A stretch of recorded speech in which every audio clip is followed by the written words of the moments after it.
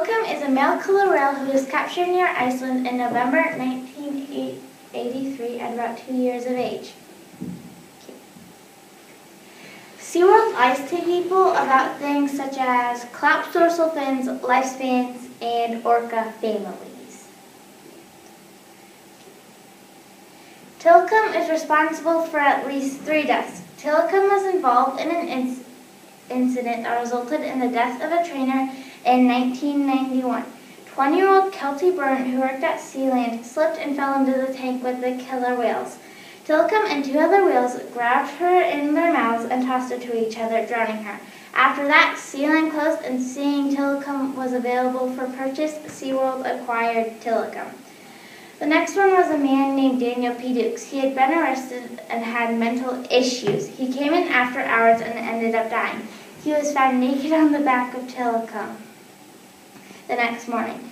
SeaWorld has night watch people and video cameras. However, nobody knew the man was dead until the next morning. That's a little odd. The last and most recent was Dawn Branchot. On February 24, 2010, during a noontime performance at SeaWorld Orlando, Florida, Tilikum killed Dawn Branchot. Tilikum is believed to have killed Dawn due to a miscue during the afternoon show, which resulted in Tilikum not being awarded in fish for completing a behavior successfully. When Branchot went in the water with Tilikum, she died from drowning and multiple severe traumatic injuries.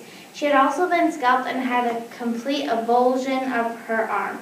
When the other trainers heard about the death, no one thought it would be Dawn. She was always so careful and double-checked everything. Everybody liked her. SeaWorld said it was her fault.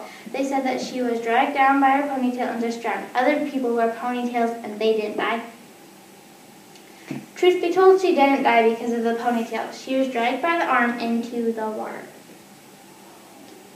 You would think SeaWorld would free Tilly after 3 deaths. Why would they want to keep him around? I'll tell you why. He is kept for breeding purposes.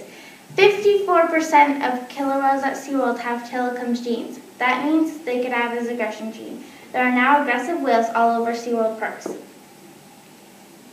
One infamous incident of killer whale aggression took place in August 1989 when the dominant female Icelandic killer whale at SeaWorld San Diego, Can-Do, attempted to rake a female newcomer named Corky.